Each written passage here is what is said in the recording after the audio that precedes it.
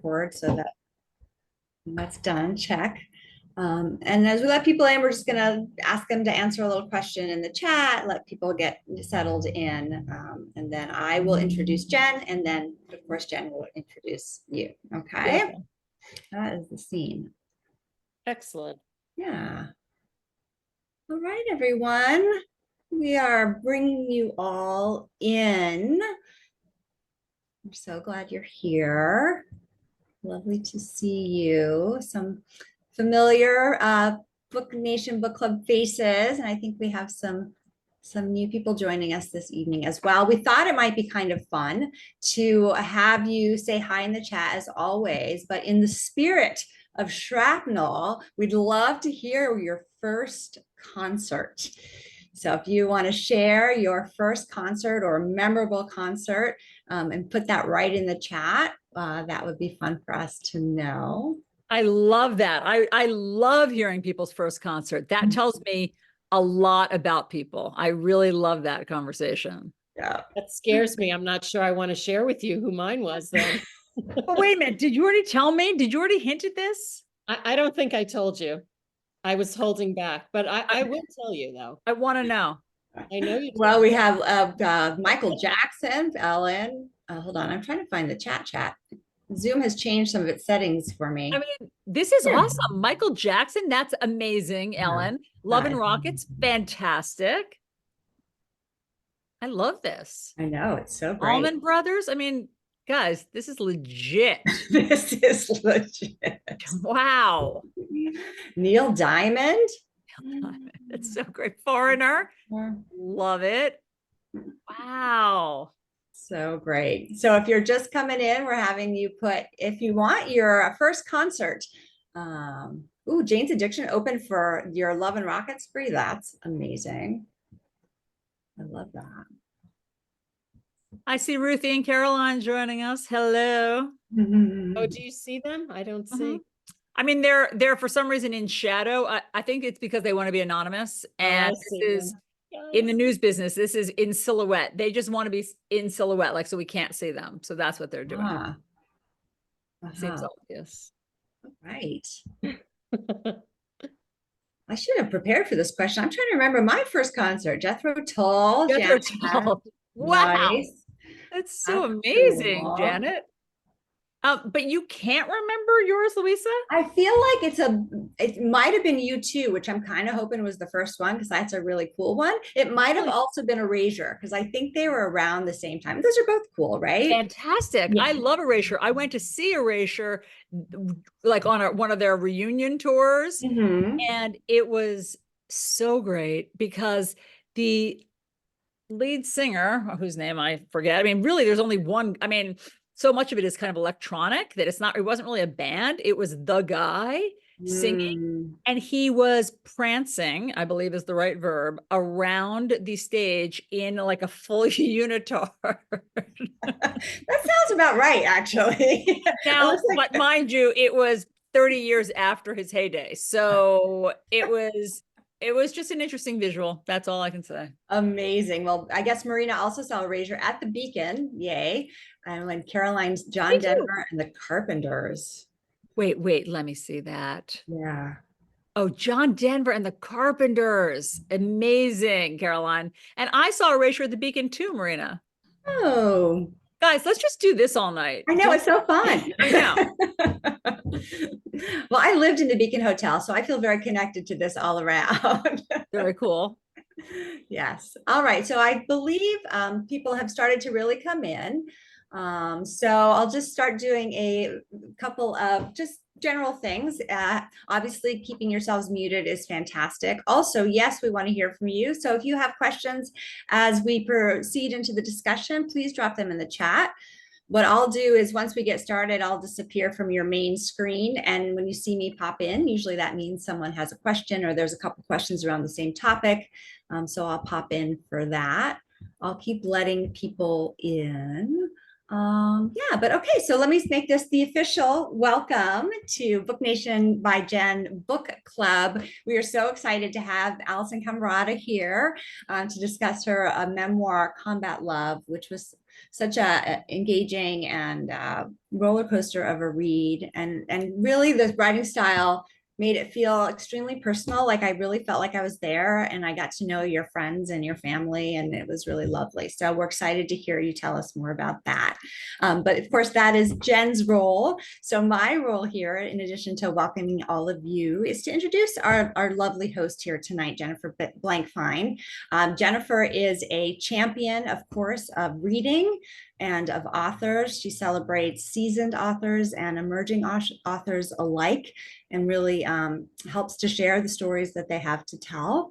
She has fostered such community through her blog, Book Nation by Jen, which we just sort of did the tally, and we're realizing that she's now in her 8th year of doing Book Nation by Jen. And of course, fostering community this way through our wonderful Book Nation Book Club, where we're so fortunate to have authors join us. So I will hand it over to you, my friend Jennifer, to get us started. Thank you so much, Louisa. I appreciate the introduction. And welcome to everybody. And of course, welcome to Alisyn Camerota. This is very exciting to have you here with us tonight. And I'm just going to do a little intro, just sharing a bit of your bio, and then we'll start chatting. Okay, Alisyn Camerota is a journalist, author, and anchor correspondent on CNN in New York City.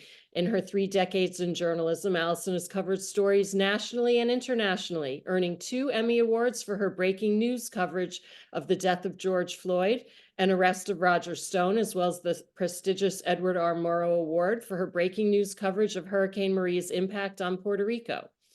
After joining CNN in 2014, Alisyn spent more than 6 years as co-anchor of CNN's morning show New Day, and was at the forefront of the day's most pressing news events, including the COVID-19 pandemic, the 2020 election and Trump presidency, the aftermath of Hurricane Harvey in Houston, the Paris and Brussels terror attacks, and the Parkland, Florida school shooting.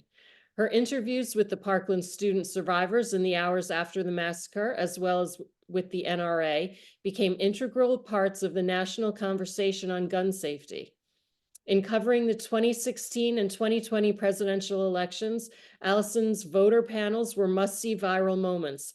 As a leading voice of the Me Too movement, Alisyn helped provide the silence breakers with a platform to tell their stories. Camerota has also anchored a number of primetime specials, including Tipping Point, Sexual Harassment in America, The Hunting Ground, Sexual Assault on Campus, Toxic, Britney Spears' Battle for Freedom, and The Baby Business. She's on the National Advisory Council of the News Literacy Project, which works to teach kids how to spot misinformation and fake news. She's also an advisory member of Press Forward, working to combat sexual harassment in newsrooms. Alisyn attended American University on a presidential scholarship, graduating cum laude in broadcast journalism. Alisyn's debut novel, Amanda Wakes Up, was selected by National Public Radio as one of the best books of the year and by Oprah Magazine as a must-read. So let's welcome Alisyn Camerota, that punk rock Jersey girl. She's done pretty well for herself. So thank you for being here. Jen, thank you for that, for the beautiful introduction. And thank you for being such a friend to authors and such a wonderful literary citizen. I mean, that means that's such a big deal for authors to have a community like this to come and talk to. So thank you for all you're doing. You're welcome. It is my pleasure. I do enjoy it. And I know that everyone here enjoys it as well. So we're all happy to have you here. Not only am I a fan of your work on network news, but I'm also a fan of your writing. Of course, here's my copy of Amanda Wakes Up. Thank you. And now Combat Love, your brand new memoir. So let's dive in, and let's just start talking a little bit about writing first. So as a journalist, you prepare to deliver the news. You wrote a fiction book, and now you've written a memoir. How are those 3 different, and which do you prefer? So, you know, they say, write what you know.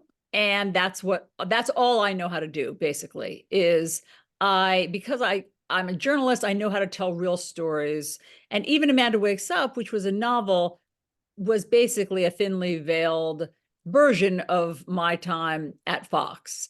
So that's where I get my material. That's what I draw from. Obviously, Combat Love is that in spades because it's a memoir and it's, so much of my life, kind of through a raw lens that I was able to finally put down on paper and put all the missing puzzle pieces together. So for me, that's just what I do. I'm an observer. I mean, I think that as a journalist, I'm always observing, and I hear people's dialogue always in my head. Even as a journalist, I'm always listening for what sound bites somebody's speaking in.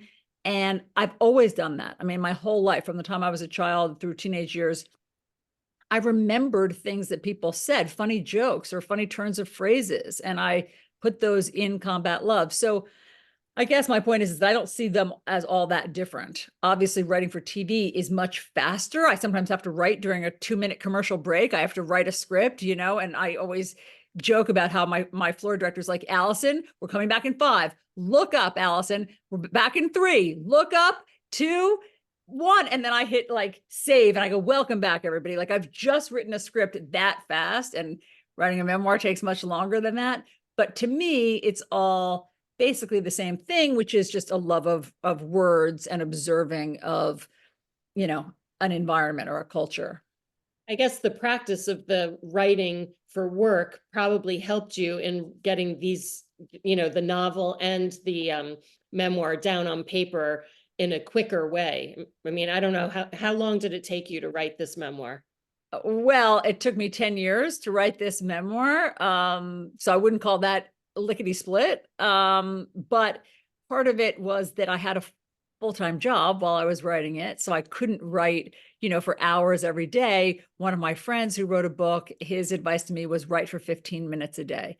And there were days that I was too busy to even do that.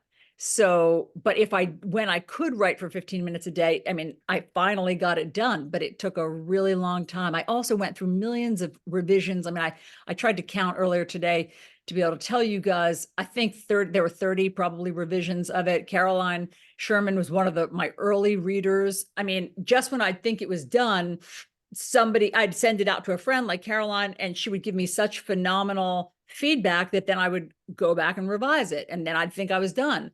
And then I'd send it out and somebody would give me fantastic feedback, and I'd realize, oh, it's so far from done. And I would go back at it. And so that just takes me a really long time. But I will say that writing for TV, because you have to write in these, 3-minute commercial breaks, there's just no such thing as writer's block in broadcast journalism. You cannot afford the luxury of writer's block. So I never had that. I'm not precious about writing. I don't have to sit in my perfect chair or have my coffee next to me or have it be a certain time in the morning. Like on my commute home, I just pop open my laptop and, start writing as much as I can during that commute home. Or on a tarmac delay, I pop open the laptop and just write as much as I can. So I don't have kind of a ritual for writing. I just would do it whenever I could.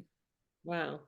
So writing this memoir, it forced you to face your past and all the emotions and the memories and the good and the bad. How has this project changed or impacted you? So the past was always with me. I'm a very nostalgic person by nature.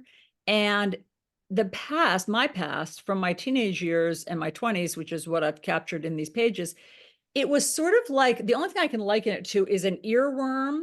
When you get an earworm and you can't get rid of the song until you hear it again, or until another song replaces it. That's how some of these episodes in the book were for me. They were playing over and over like a needle stuck in the groove until I could put the missing pieces in, or what I ended up doing, which was, I think, incredibly cathartic, put it into a chronology, because they were always begging to be sorted out. So I would think to myself, so that night when I was stranded at the Shrapnel show in Queens, was that the summer before sophomore year, or was that the summer? Like I always wanted to make sense of it and put it into some manageable timeline.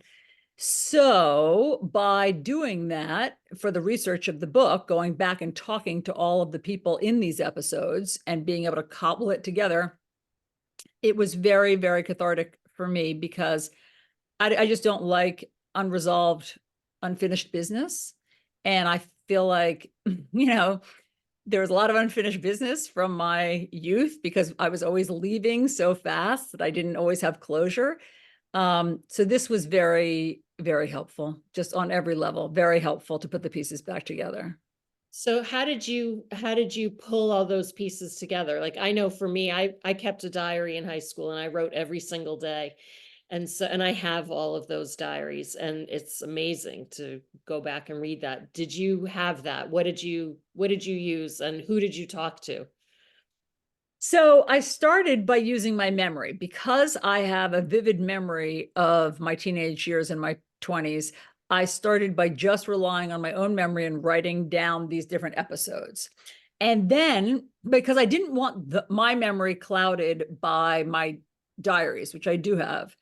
So first I just wanted to write it down as I remember it. Then I called the people in the episodes. So everybody, basically everybody in the book, I contacted and said, so, I mean, and sometimes I wouldn't have spoken to them in, 35 years. And I would get in touch with them and have to say, hi, I know we haven't spoken in 35 years, but I'm writing a memoir and I kind of need your memory bank. Can I ask you a few questions? And everybody was so incredibly generous. There's a boyfriend in the book. Robbie is what I call him in the book. And I mean, Robbie, I'm often in touch with my old boyfriends. I am still friends with I'm still friends with all of my old friends and still friends with a lot of my old boyfriends. But Robbie was one that was lost to me because I was really such a major shithead to him. And I just lost him. I didn't know where he was anymore. And then I, through just serendipity, found Robbie and I called him, and he was so incredibly generous when I said, I'm writing a memoir about this.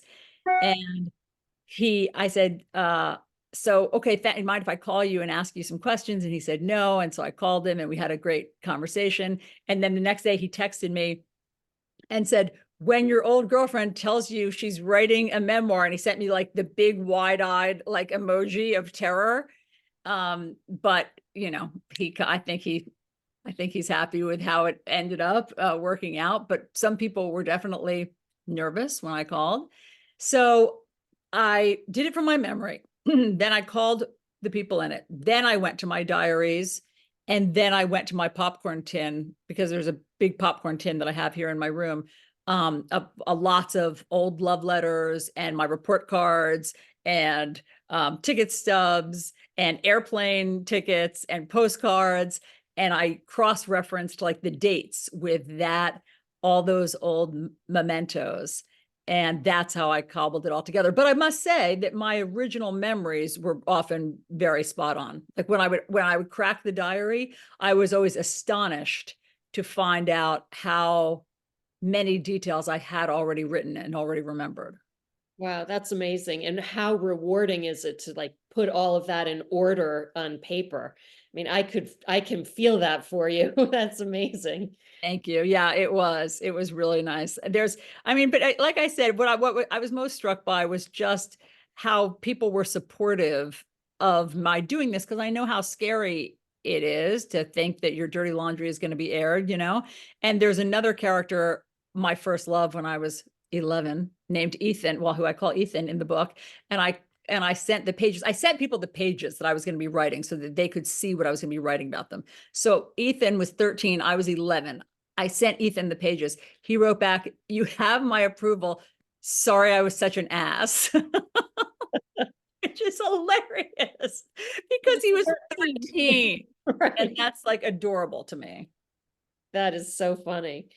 Was anybody not happy with you sharing, some of their experiences? Because you did talk about lots of things that maybe people wouldn't want their family to know at this stage. So in the book, one of my best friends, who I call Vivian in the book, she really struggled with drugs and alcohol throughout much of her life, starting when she was 13. So by the time I met her when I was 15 and she was 16, she was already in the throes of a hardcore drug addiction and alcoholism. And there's no way around that. There's no way to write about our relationship without talking about her, I mean, as teenagers, without talking about her drug and alcohol addiction. It was such a defining characteristic of hers. So when I first asked her and made an overture to her, because we're still very close friends, telling her that I want to do this, there were a couple of episodes that she asked me not to share. And I had already written those episodes because they were, I thought, sort of defining moments in our relationship. And she said, I would never stop you from writing the book, but I would just rather if you not shared those. And so I was kind of just disappointed, but that's just selfish. I mean, it's just how selfish of me, like, because I thought they were good episodes, but they were like life ruining for her if some of these things were to, were not life ruining. They just would have been, she would have suffered more than I would have. And so, so I took them out, and the rest of it, she didn't mind me, writing about. So I compromised and she compromised, and I really appreciated that. And my mother was the one person who it was really hard to convince to let me do this, because she was the person who was most resistant. She didn't want any of it written about. She was really reluctant. I mean, she was very resistant. And I understand, she's from a generation that doesn't air all this dirty laundry, and she certainly felt guilty, and she didn't want her failings as a parent to be publicized. But now that the book is out, and as I say, the earth hasn't like cracked open and swallowed her whole, she's shocked that she's still allowed to like walk around on the earth, even though the book is out. And she is fine with it. Now she's fine with it because her friends forgive her, and none of her friends have, divorced her like she thought they were going to, or ostracized her. So her worst fears were not realized. Yeah, I mean, really, you forgave her. So that was the biggest thing I would think that she would be afraid of. Well, you'd think so, but but she and I mean, we've had so many years to work it through and to talk about it, and we are, forever connected. We're forever connected. So she's not going to lose me, but she was afraid that if, her dark past, I mean, what she considers her dark past, it's not even, I don't even consider it that much of a dark past. She was sort of like one of the, I mean, I think a lot of parents in the 80s were sort of absentee, at least in my experience, in my town. We were kind of an unparented bunch. That was sort of common. We were very free range growing up in the 80s. So I don't know what in particular she was really embarrassed about, but her friends have overlooked it, which is a nice thing. Well, you also did mention that her sexual assault, which is a big deal too. Yeah, and I got her permission for that. So she and I debated that. I said, do you think are you okay with me putting this in the book? And she said, I think you have to. And I said, I think I have to also, because we talked about it and we kind of debated it, because it does, for me, it was a secret. It was one of the family secrets. And there are a lot of family secrets in this book. And it's one of the things that once it's no longer a family secret and you realize what happened, it helps answer some questions for me. Yeah. So home is usually where your family is, but in your case, you didn't really have that. You had shrapnel, which was your home, which, by the way, I never said the word shrapnel until your book came out. And then I was seeing the word shrapnel every day, reading it every day. Now it's like my big favorite word. Anyway. I'm very happy to hear that, because as I say in the intro of the book, you'd be surprised how often I have to say shrapnel for work. I have to say it a lot. And it's just, for me, it has a positive connotation. I know that it often usually does not have a positive connotation, but it was such a great name of a band. It was the perfect name for those guys. Yeah, that's pretty funny. Anyway, so Shrapnel and Rock and Roll High, was your mainstay, really. Um, do you think if you had had more stability at home, how would that have affected your friendships, your relationship with boys? Do you think it would have been different, or do you think that the time was the 80s and that was the focus and kids are kids? Well, I definitely think the time was the 80s. I mean, I definitely think that I would have had as many boyfriends. It's impossible to know. Okay. Unknown. It's truly unknowable. However, in the 80s, all of my friends and I had boyfriends. We coupled up. We were attached to people. And whether or not they were from, nuclear homes with married parents, or I was the daughter of divorced parents, it didn't matter. That was to me and where I grew up, that was the culture of the 80s. We all had boyfriends. And the minute we didn't have a boyfriend, we found a new boyfriend. And that was how we did it. And, in some ways, I'm very proud of my daughters who are teenagers for not needing to have their validation and their identity so connected to a guy. But in other ways, I am I think the jury's out on whether or not the fact that kids are not coupling up, at least the ones I know, the teenagers, and they're not going out on dates and all of that stuff. I think they may be losing out on something. I think that there was something special about how we had these relationships, and they were kind of, I don't know, safe havens, I think, in many ways. You knew who you were going to be with every Saturday night. You were with your boyfriend, so you could never get into that much trouble. I always had boyfriends who kind of took care of me and looked out for me, were older than me, and always kind of driving me around, and feeding me and things like that. And so I don't know, part of me is a little sad that my teenagers aren't doing that. But I know the flip side is that, I think that they also have stronger kind of identities than I did at the time. Yeah, I mean, I think part of it also has to do with the fact that there's so many other things, with internet and, for kids to be distracted with. And we were really forced to have relationships and have these really incredible, strong friendships that kids don't seem to have in the same way anymore. And a I lot know, of, and that bums me out. I don't like that. I mean, I think that I'm so grateful that I had these really strong friendships that I've had my whole life. I mean, since teenagehood, and they're really important to me.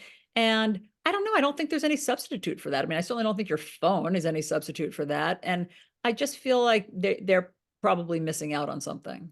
yeah, I agree. I love how you captured all of that in the book and just what the time was like then, because even though it was in our lifetimes, it seems like it was a totally different time and place. I mean, I don't know if kids would even understand it today, what it was like growing up at that time. And we're the And same age. Well, So Jen, I mean, it's so funny that you say that, because even though there were so many moments of dicey behavior, risky behavior on my part in the book, and dangerous, certainly many brushes with danger, when I was putting it together, there's also kind of an innocence to it that I mean, I know everybody says this, and everybody who's nostalgic feels this way about the generation that they grew up in, but the idea that we would all just go to a basement somewhere and drink beer and spend the whole night laughing, and then, we'd go to the beach during the day. Like, there are moments that feel like a sock hop, as innocent as a sock hop back then. And I don't know, I'm of course, I'm sad that some of that era is gone, but I'm glad that I was able to capture the feel of it in these pages. yeah, I agree. There were also some other funny things that you had mentioned, like you were getting in trouble. The punishment was to write on the board over and over, like Bart Simpson, like I will not use bad words over and over. Like, I mean, that's so ridiculous, but that was what it was like. And also you talk about when you read about your father in the police blotter, and all I kept thinking was like, that was a highlight as a kid to read the local paper and to see who was in the police reports each week. You know, the paper came out once a week, and that was a thing. I mean, Right. That was your entertainment. You yeah. would wait for the paper and police blotter to come out. I mean, here See who again, you knew. Like, who did yeah. you know? I mean, so that is crazy. Yeah. And then I mean, I think that helps explain some of my shame. You know, when my father is arrested for robbery, just in our small town, and knowing that people will see his name in there. And then, you know, that's just a lesson that I never forgot in my own journalism career. Like it doesn't matter how salacious the story is, how juicy the headline is, you know, I know that there are real people behind those stories. Right, which I would guess probably helped you with having empathy when you're interviewing people, because you really can understand the other side as well. I think so. I mean, I really do think that everything that I've put in this book is, I think, part of why I connect with people when I'm interviewing them. And I'm not I just don't believe that you can kind of put people in boxes. I don't think that there are the good guys and the bad guys, and that, you know, just because you're a criminal means that you're a bad guy. Like I just see the nuance in people because, you know, I lived it.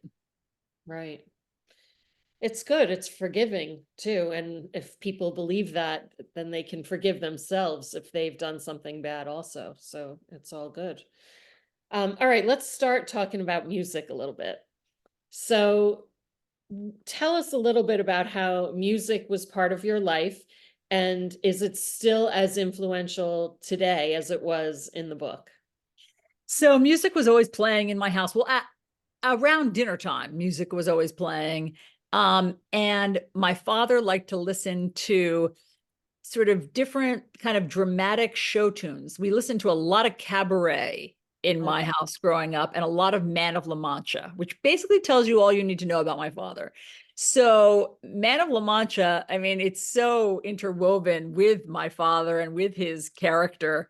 Um, so we listened to that. And then when my parents got divorced, you know, there was just a ton of Carole King and Carly Simon and, you know, female empowerment happening in my house. So the seeds were already planted for me to be a huge music lover and to know kind of the magic of music. And music always felt to me like magical. You know, it's time travel. It's music is medicine. I saw how it lifted everybody's mood in my house. Um, as a teenager, would mine lyrics for guidance. When I didn't have guidance from elsewhere, I would just pay attention and kind of memorize the lyrics verbatim and see what life lessons they held for me. So, you know, so I guess you could say that I was perfectly primed to fall in love with this local band called Shrapnel, which I was. And at 13, the fact that they were local guys and the older brothers of my friends, and that they were on the cusp of about to become famous, and they were going to all of these cool places like CBGB's, and they were opening for the Ramones and Alice Cooper. It was just so exciting for a 13-year-old girl. That whole combination of music plus charisma plus the fact that they were on the cusp of fame was really intoxicating for me. And that's, you know, why I ended up starting to risk my life and follow them around. But anyway, yeah, music is still a huge part of my life. I go hear live music whenever I can. I mean, live music, as we all know, since we were all talking about our first concerts, you know, that's a religious experience for me. And when I go to it now, I used to go obviously a lot more when I was a teenager. Now, when I go to it, I just think, oh my God, how have I lived without this for the past 10 months? You know, why am I not seeing live music every weekend? Because it's such a transcendent experience. So what was your first concert? We didn't talk about that. No, and I'll try to wrap this story up quickly. But it was one of the scariest experiences of my life, and I didn't even write about it in the book. I was 12, and I went with my best friend who was 15 to the Spectrum in Philadelphia to see Aerosmith. And if that all doesn't sound ominous enough. What happened was these were in the days when festival seating was still legal. So shortly after this, I think the Who happens. I think shortly after I go at 12, the Stampede at the Who happens, and they end up like kind of banning festival seating. But on this day when I go and I'm 12, we get there 10 hours early because there's no seating. You first come, first serve. So my friend and I and her boyfriend get there 10 hours early, and 19,000 Philadelphia Aerosmith fans line up behind us.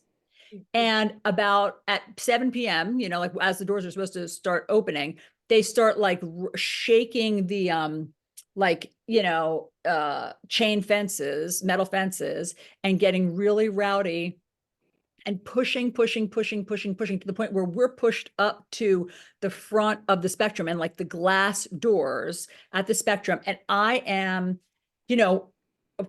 compressed. Like oh God, there's a word for it. Like, it's not a stampede. It's like when you're standing up and you're just crushed. Like I was getting crushed to the point where I thought, like, am I going to die tonight in this crowd? It was massive crowd crush. And then they opened the door. When they finally opened the doors, there was a huge stampede, and like we all like fell through the doors, and I fell down the stairs, and my friend Kathy's boyfriend lifted me up and like dragged me up the stairs, and we ran with like 19,000 people behind us to like the first seats that we could get into.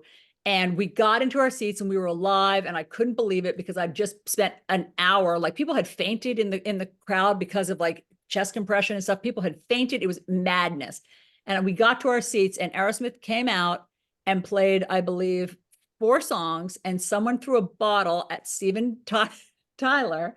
It hit Steven Tyler, and he goes, "Fuck you, Philadelphia." And they walked off. And that was the last anybody saw of Aerosmith. So that was my first concert. Wow. Was it worth it? Did you feel like fun?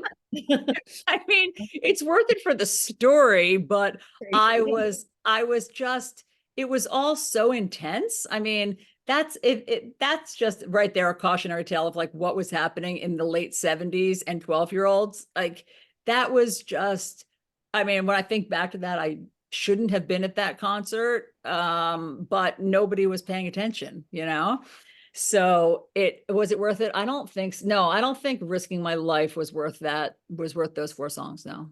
Did you ever get to talk to Steven Tyler? No, I've never spoken to Steven Tyler. I mean, I have met some of my rock heroes for sure, like Kiss.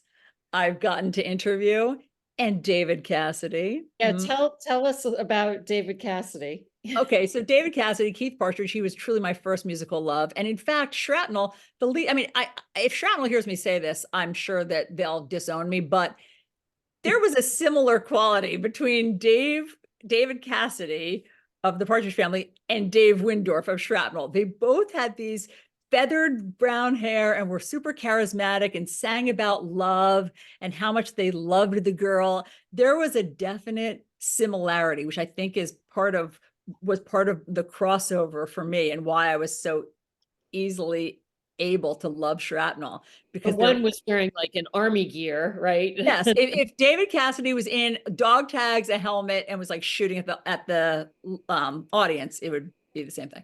Right. And but David Cassidy, I loved from the time I was 5, and I always watched the Partridge Family. And then when I was, 32, 33, 34, 35. He came into the morning show when I was working at Fox. He came into the morning show, and this was past David Cassidy's prime, I would say. And he had already struggled with some drugs and alcohol, and he was kind of into something, it's sort of on the back 9 of his career. But when he came in, to me, he was like the biggest superstar ever. So I was like skipping around him and like so excited that he was there. And he was, I think it's fair to say, baffled by my fangirling him.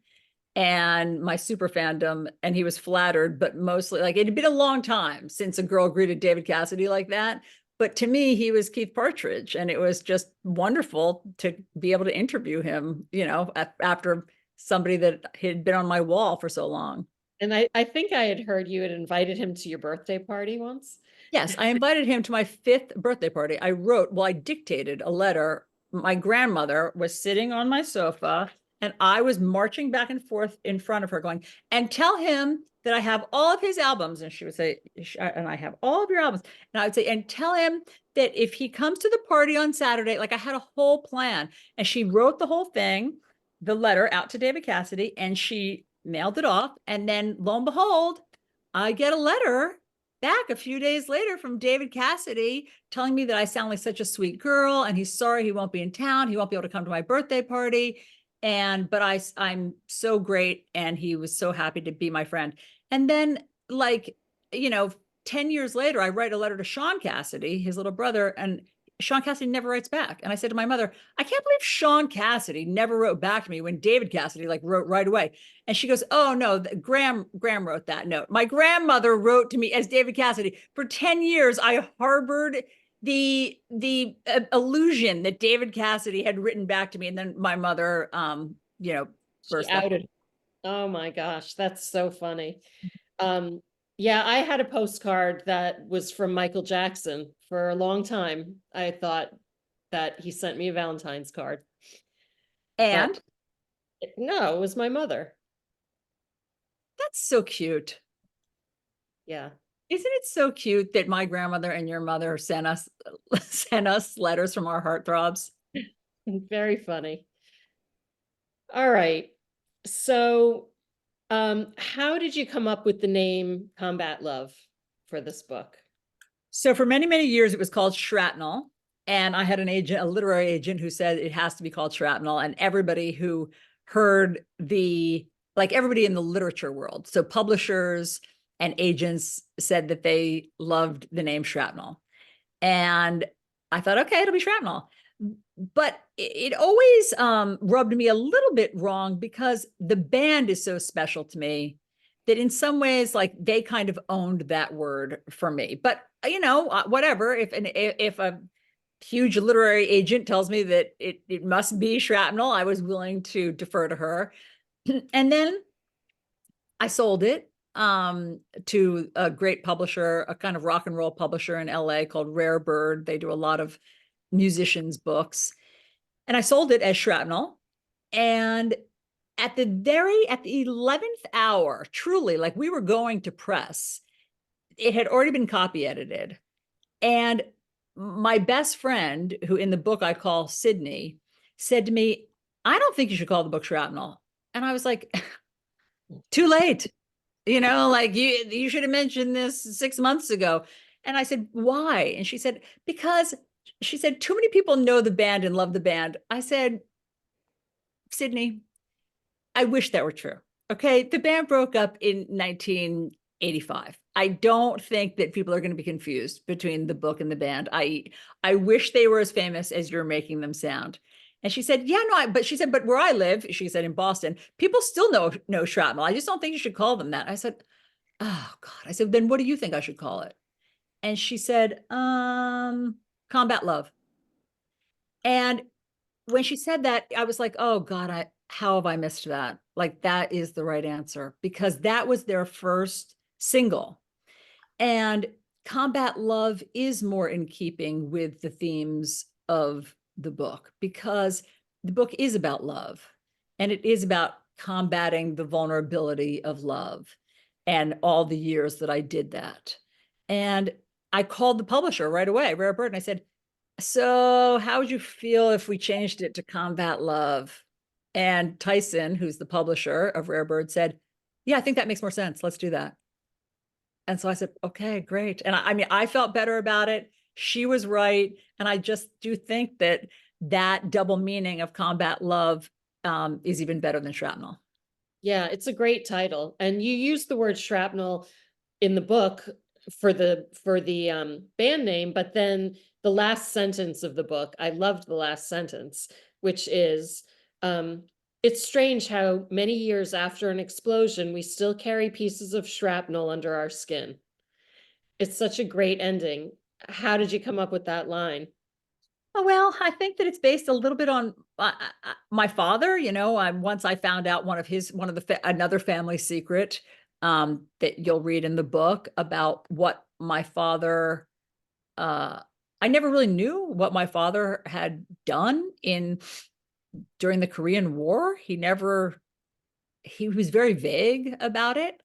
But he had one of the only clues was the nails on one of his hands were all mutilated. And he had said that a gun backfired on him during basic training. And I don't know, somehow that just felt like there was still shrapnel, in my father's life and in my father's kind of spirit. And there's certainly still shrapnel in mine. And I just thought that the double meaning of shrapnel too, what we care, what all um, the I don't know, not injuries, but the scars that we carry around that people can see or can't see that is caused by shrapnel, however you want to interpret that. No, it's really great. Um, Thanks. so how do you think you escaped tragedy? How did you make it to this point and end up being such a big success and, you know, living your dream? Why did that happen? How did that happen? So I've put a lot of thought into this. I've had a lot of opportunity to put thought into this over the years because so many of my friends got derailed in a way that I didn't. And there was I don't know if there was any difference between us other than the fact that I believe, had a predisposition to addiction that I never had. So I was one of the rare people in my circle of friends who didn't end up having a drug or alcohol problem. I've really tried to analyze why so many people from Monmouth County, New Jersey did end up during that time in the 70s and 80s, did end up with drug and alcohol problems. I don't know if it's I don't know if it's a genetic predisposition. I don't know if it was the combination of sort of upper middle class culture and idle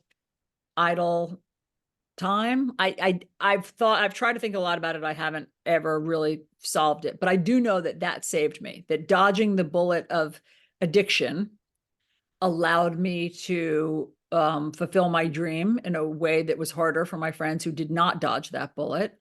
And I also do think that the hunger, the metaphoric hunger and the real hunger, I guess, of my teenage years and 20s did kind of stoke the engine of my ambition.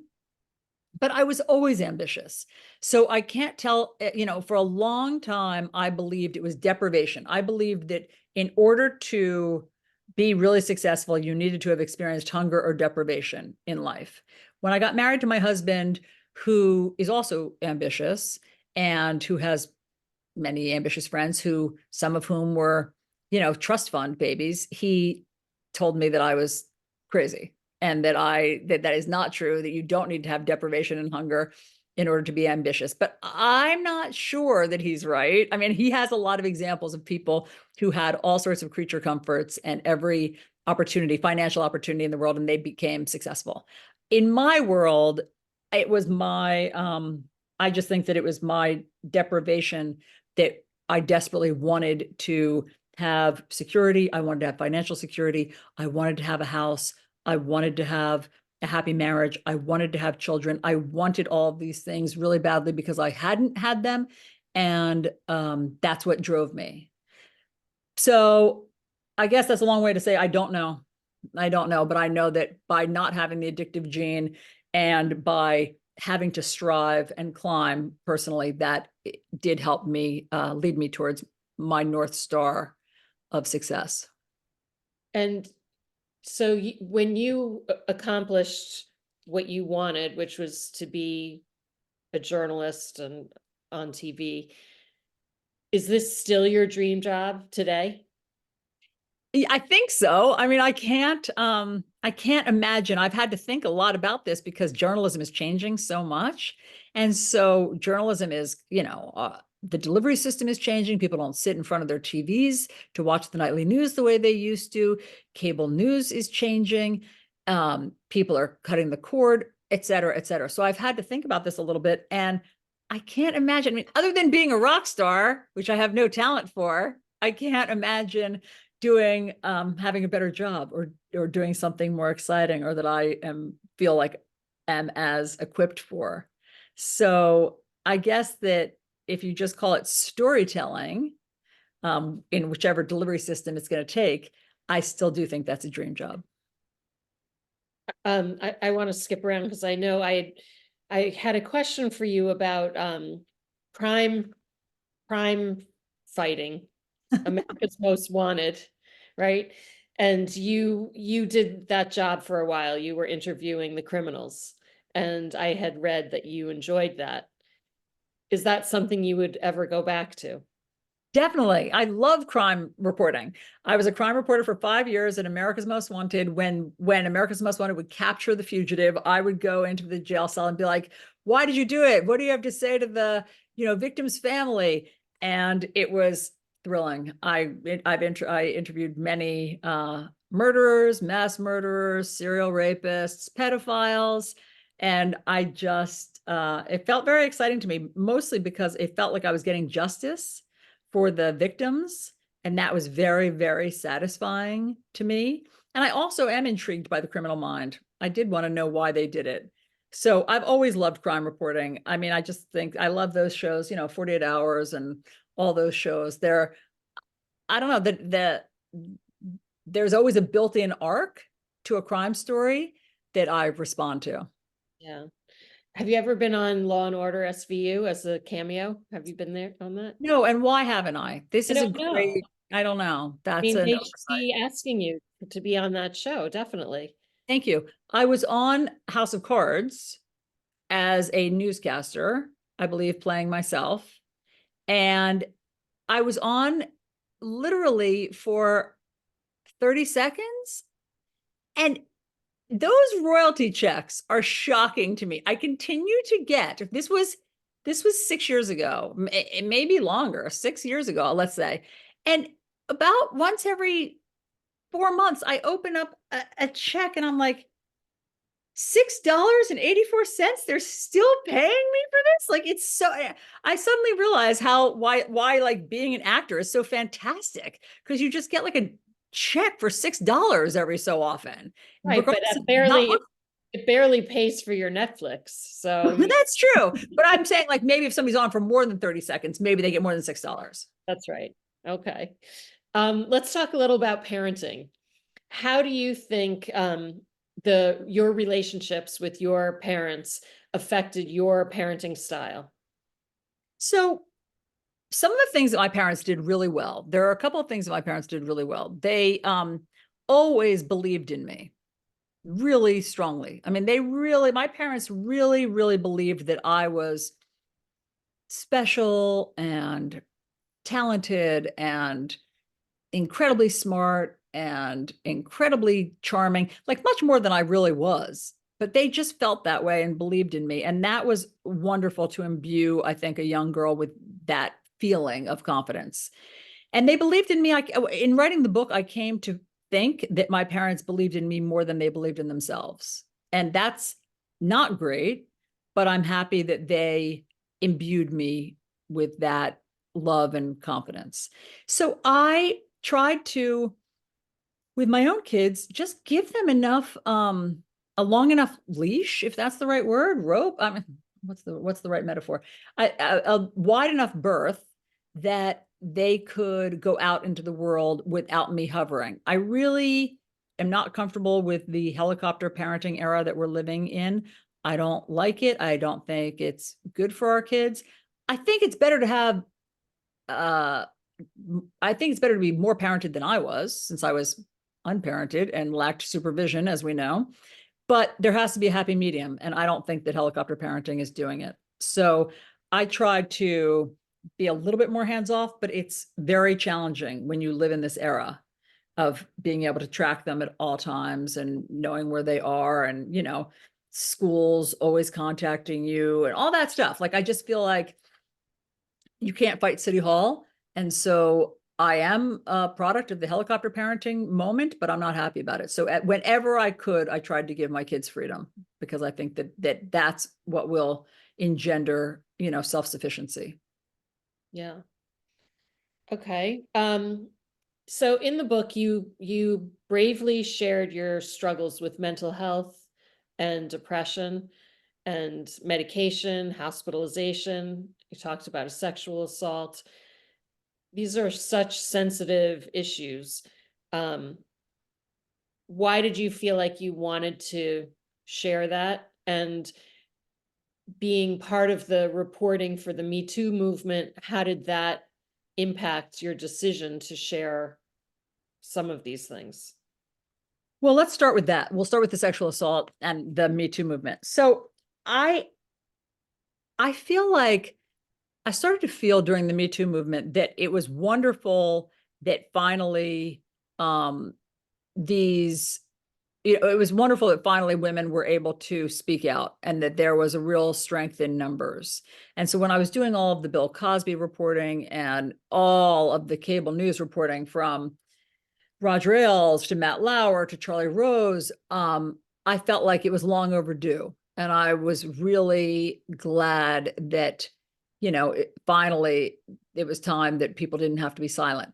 At the same token, I felt that what ended up happening was that there was this kind of narrative that took hold, which was that women are victimized by this, and that young women are, you know, going to go into the workplace and be at least sexually harassed, but probably sexually abused as well, sexually assaulted. And I was doing that reporting on campus sexual assault. It just started to feel like it was everywhere. And the message that I wanted to be able to share with my own teenage daughters is that, you know, you as a young woman, you can still have your own agency. You can have agency. You don't have to go along with any of this. By the same token, you can also have sex positivity. You can have healthy sexual relationships. And it started to all feel quite dire. So in any event, I shared personal stuff in Combat Love because I wanted to show that somehow as a teenager, I was allowed to have sexual agency. I did have very positive sexual experiences. It was on my own terms.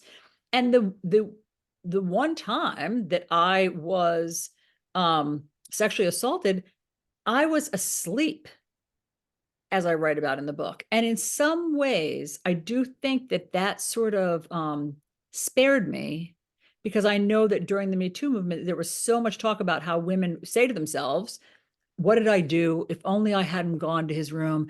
If only I hadn't worn such and such. If only I hadn't said this to him or done this. There's all of this feeling of it must have been something that I brought on myself.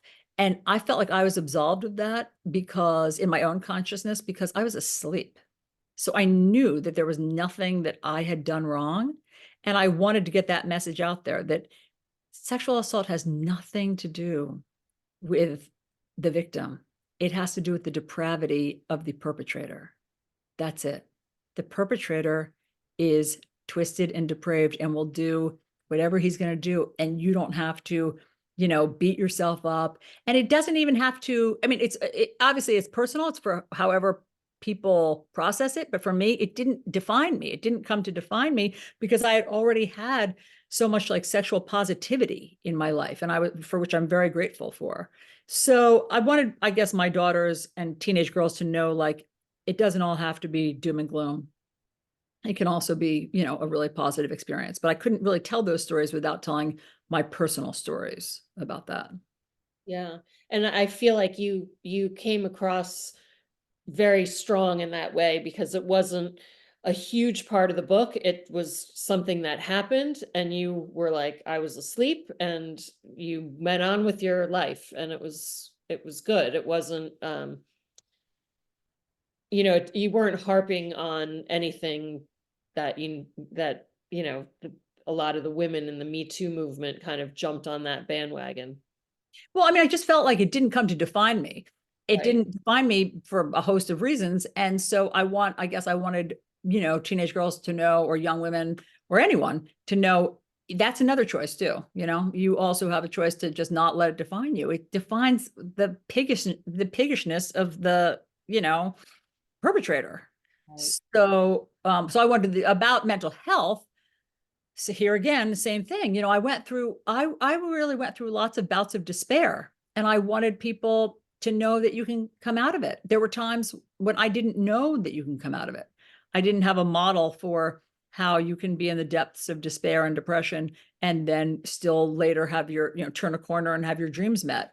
And so I wanted to just be an example that I did not have a cakewalk on the way to, dream fulfillment. There were many, many long and challenging times, and times that I really struggled and didn't know if I was going to make it out the other side. And then I did make it out the other side with therapy. And, when I hit the lowest point there that I talk about, when I was 31, I was prescribed Prozac. I went on Prozac for probably 8 months. It was, to me, a miracle drug. I am a huge advocate of using whatever tools you need to use to be able to come out the other side of it. So I don't know. I guess I just felt like by talking about it, I could help remove some of the stigma, because all of that stuff worked for me. And you had also mentioned about panic attacks. What did you think? I don't know the timing, when the timing was compared to when Dan Harris had the panic attack on TV. Did you ever have a conversation with him about that? So funny that you say that. I'm going to be having a conversation with him about that tomorrow, because I'm going to be on his podcast. So literally tomorrow. So Dan, that's one of the things that's crazy to me about his story. So Dan Harris, who was an ABC News anchor, as you guys probably all know, and I need to read his book. I mean, I did read it years ago, but I need to refresh my memory on why he was using cocaine. Why? I mean, like, before going on the air, that seems like a recipe for disaster. So in any event, I think he was treating his either exhaustion or anxiety or something. But in any event, he ended up having a panic attack. And I can't think of anything more terrifying than having a panic attack on live television. I mean, talk about anxiety inducing. That's horrifying. I didn't have that. My experience was when I was in my 20s, and I started having panic attacks right before I graduated, like the summer before my senior year in college. And it was a feeling I remember for me of thinking, oh, I don't have anybody I can count on. I don't have anybody I can count on. My boyfriend at the time was a commercial fisherman, and he was out in Alaska, which is like the most dangerous career you could ever have. So I thought that I didn't know if he was going to come home or something horrible was going to happen at sea. My mom was in a deteriorating relationship. My father was struggling with anxiety and could no longer drive across bridges. And I was going to be graduating in a year. And I thought, I am totally on my own. I have no one that I can count on. And I didn't connect that then. So I had that realization. And then shortly after that, I was waitressing and had a panic attack in the middle of like the lunch shift. And I didn't connect, I connected it to my waitressing job, because waitressing is stressful. And I thought, okay, I'm just stressed out from waitressing. But what I now believe is that at some point, the kind of enormity of life and the challenges of life dawn on you. And when that happens, you better have some coping skills. And I didn't necessarily. And I now believe that, yes, waitressing is stressful, but it was really everything I was confronting as I looked at my future and looked at, being 19 years old and what I was going to do and how I was going to get there. And it all felt kind of overwhelming. So, I look forward to talking to Dan Harris about this, because part of me thinks that, like, life is anxiety inducing. And so I wanted to sort of normalize anxiety attacks again for people, because I think that's a normal developmental stage. It's terrifying, but life is scary and it can bring on anxiety. And I don't think that that's anything that we should, kind of try to keep quiet. I think that it seems totally normal to me. Yeah, and I think also the coping skills, learning the coping skills, that's the important part. That's the lesson beyond the fact that everyone may have anxiety, but the next step is to figure out those coping skills. And I know for you, um, later on in your life, you were faced with some infertility issues, and I'm wondering if learning all those coping skills throughout your life helped you to manage the process that you had to go through, and maybe you could share a little about it. Well, no, I don't think I was very, going through infertility was very emotionally devastating for me. It was very, it's a roller coaster ride, as anybody who's ever been through it knows. It was filled with so many like false starts and setbacks. And I don't feel that I don't feel that going into my struggle with infertility that I had any coping skills. I was in Boston at the time, and I did find a support group through one of the fertility clinics. And it was a mind body wellness support group that taught you breathing exercises and taught you how to kind of visualize positivity. And mostly it provided support of other women. There were 12 of us, of other women who were going through it at the same time. And it was such a wonderfully healing, supportive group. And in fact, Harvard has done studies that women in support groups have more success. The success rates of their either IVF or just natural cycles are higher than women out of support groups. And it's, just kind of that magical mystery of having people that you can talk about it with and not stuffing your feelings and being able to air them out and feeling like you're not alone.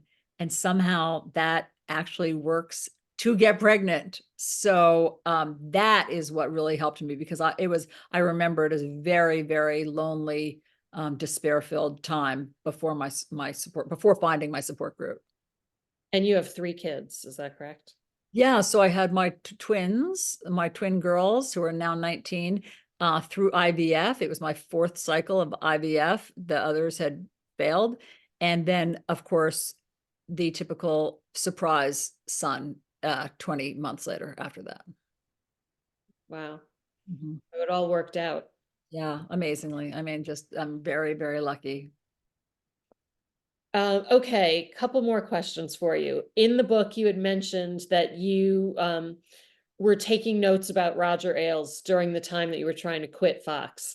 So do you still have those notes, and are you going to do anything with them? First of all, I have boxes of them, because Roger Ailes was such a fascinating character and he blathered on so much that I have a lot of material. But I used a lot of that for Amanda Wakes Up. So a lot of Rogerisms were in Amanda Wakes Up. When I tried to publish Amanda Wakes Up, Viking bought it.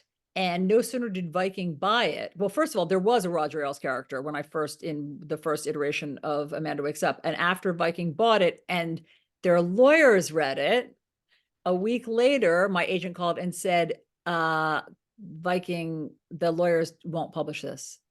And I said, why not? And they said, because they think that Roger Ailes will sue them. And I said, but it's fiction. I call him a different name and I've completely disguised, who it is. And they were like, they still think Roger's going to sue them. Wow. And so they made me take out the Roger character, which was really disappointing to me, because Roger was a character. He's a colorful character. And I thought that he was I think I nailed his character pretty well. So I was really disappointed, but I kept a lot of Roger isms in there, even though I've fully changed the character to a guy named Benji and now in Amanda Wakes Up. So a lot of those notes did make it into the book in a slightly different form. And then I sent you the link to the Vanity Fair article I wrote about Roger when the movie Bombshell came out. I wrote an article about how similar that movie was to what we all experienced. And it's in Vanity Fair. And I sent it to you if you want to send it out to everybody. So a lot of the notes from my Roger time are in that article also. And I think I'm probably done with Roger at this point. I mean, between a novel and an article and the fact that he has passed away years ago, I think it's time to move on from Roger. Yeah. Okay, interesting. What has been the biggest highlight of your career, and what are you most proud of?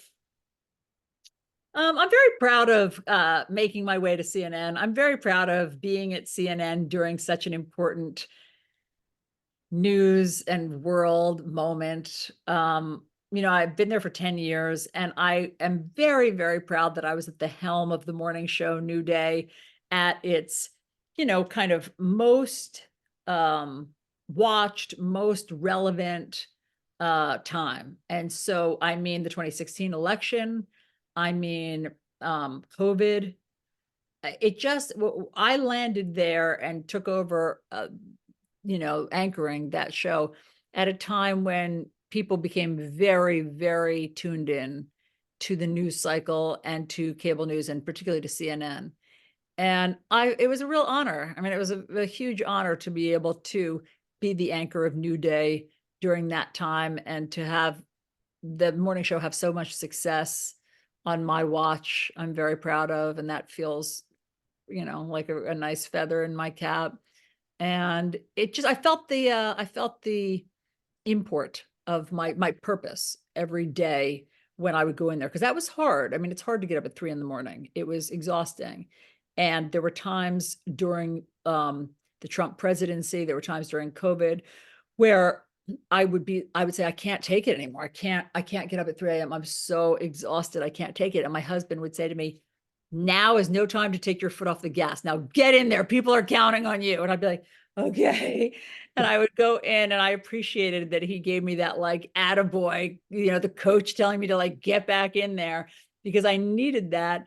And he was right. I mean, particularly on the book tour, I've heard from so many viewers who have said really nice things about how, my presence there in the morning did help them get through whatever national crisis we were going through.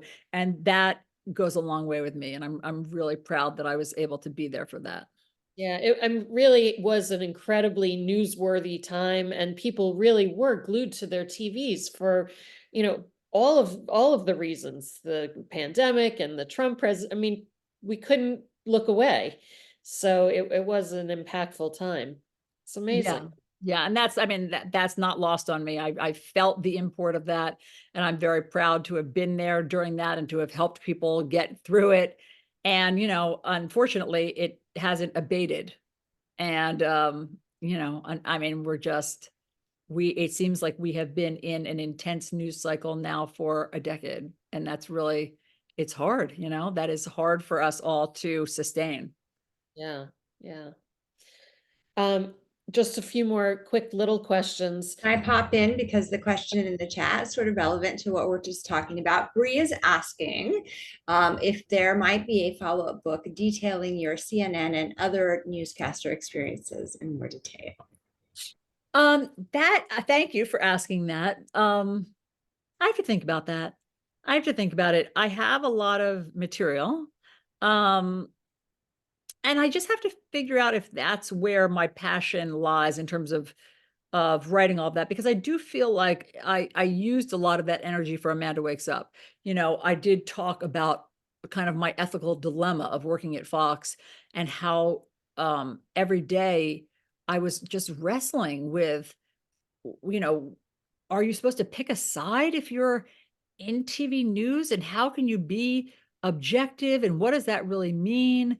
And why isn't Fox more fact-based? Like, I really went through it in writing that book, and wrestled with all of those big issues. So I just have to, my husband has suggested the same thing, because I've been at CNN, at Fox during a pivotal time, at CNN. I also worked at ABC. I also worked at NBC. I definitely have a lot of material. I just have to figure out if I have more to say about it. But thank you. In your book, you said that you visited a psychic who predicted your job in Boston. So I'm wondering, have you gone back to that psychic or any psychic since? So before I had talked to this psychic, I had talked to her one time before that, 3 years before that, when she also predicted in a incredibly uncanny, spot on way that I was going to fall in love with, as she said, someone who was in media. She said, I see lights, camera, action around him. And he's very handsome and he has brown hair and I just see lights, camera, action. It's going to be an intense relationship.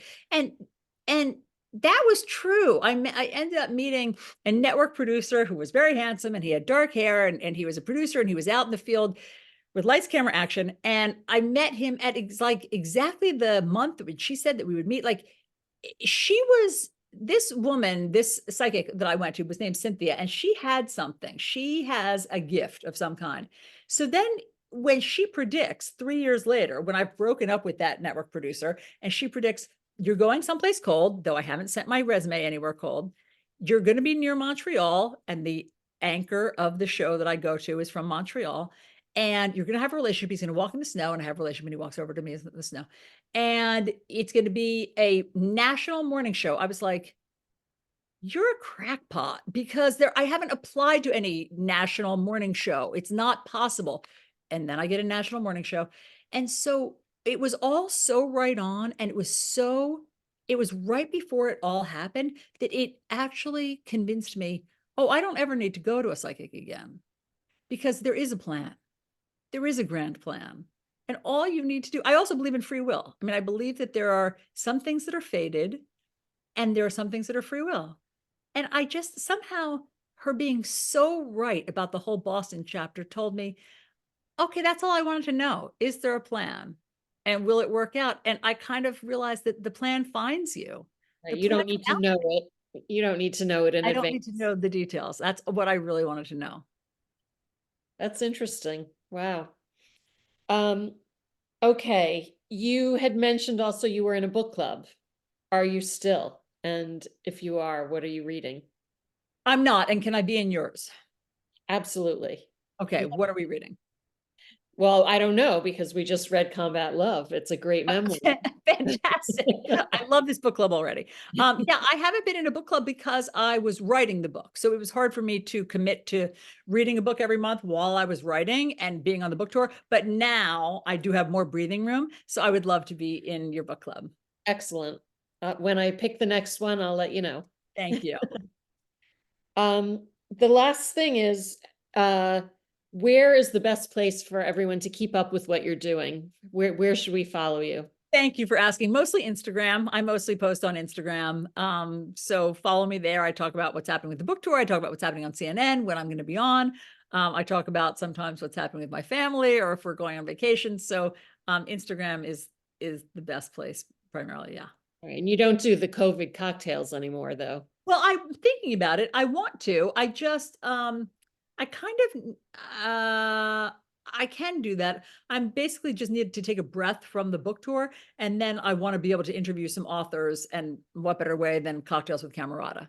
So yeah, I like that. That's fun. I also like the matching of the outfit and the tie, that whole piece that you did. Thank you. With Victor, that was, I love that Wardrobe Wednesday. Victor and I would match our outfits every day. And then he moved to Atlanta and we are not matching every day anymore. Yeah. Well, times have changed. So, all right. Is there any other question from the crowd there? Does anyone have anything they'd like to say? Well, we'll keep that open, but you all did such a beautiful job of covering so many different topics in this time together. Thank you so much for your being so candid about your experiences, Alisyn. It's been very robust and rich conversation. So thank you guys. Thank you all for being here. Jen, thanks for the great questions. Thank you all for your support. I really appreciate this. I was looking forward to talking to all of you, and thanks so much for reading the book and being a part of this. Yay. Thank you so much for being here. And now you can just turn around and hop into bed. Exactly. You're all Thank set, and we'll you. keep you posted on the next book, you, Alisyn, and all the rest of you, as soon as Jen picks it. We'll keep you in the loop for sure. Thanks, guys. Thank you all Thanks so much. so Have a much. good night, everyone. Thank you for coming. I'll stop the recording.